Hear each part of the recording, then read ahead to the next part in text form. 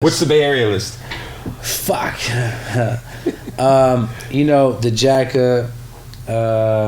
Jacka, Mac Dre for sure, E40, San Quinn, and I mean, bro, you got to give Too Short his props. I give Too Short. Yeah.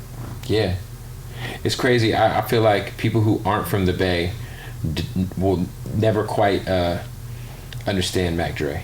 Like, or San Quinn. San Quinn, or even the Jacka for sure. The Jagger, that's my number one Bay Area. I'm one of his biggest fans. But the San Quinn's probably one of the best rappers out the Bay. I think out the West Coast, he just never got a chance to shine like that on a very, very major level. But like Quinn still got heat to this day. Yeah, for sure. Yeah. No, I think it's crazy because like I had that talk with somebody else from the Bay that I won't mention, but we're kind of talking about how like I understand why Mac Dre is important. I understand, I also understand from what a lot of people told me that people didn't really, in terms of the streets, fuck with him and like at least his Thiz era shit until he passed. It was more like some Berkeley shit, and then once he passed, people kind of really truly appreciated, gravitated to him, what he did. You know what I'm saying? All right, man. Well, shit. Hey, before we go, can you give me the last time we hung out? You gave me OG BERNER in the. What I forget what happened. You were afraid you were going to get robbed in the mountains of Humboldt County. Yeah, that shit went super viral. Let's dive back 15 years, 20 years. Bern, give me another random, just story time with BERNER. Give me a crazy story about a situation that might have been dicey back in the day.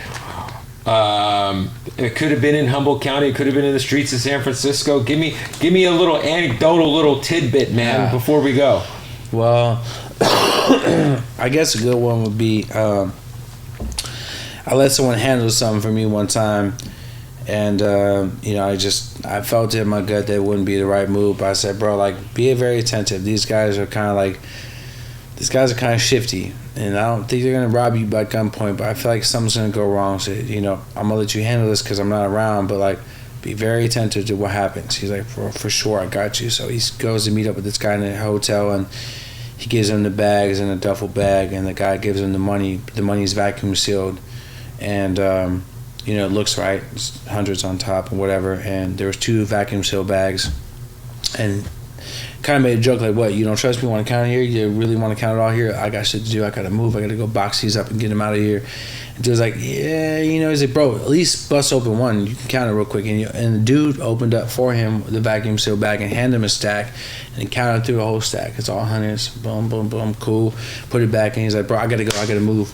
You know what I mean? Boom.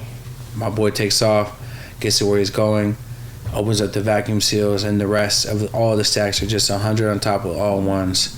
Ooh. And I'm like, he calls me and tells me, like, bro, you really let this man pull out the stack and count it for you? Like, I mean, he didn't count it for him, but you really let him open that pack up and give you a stack. Like the one he knew was probably like, you let him give you the right corner stack. You didn't go through anything else. He's like, bro, he was moving so fast. He was nervous.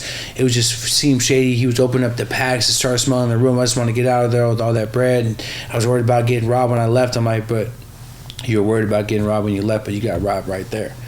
He's calling the dude's phones are out of service and shit. How much money are we talking? I don't even remember at the time. It was like probably like 16 years ago or something like that. But I just know my boy got fucked big time, and it fell on him. I'm like, bro, you were there to handle it.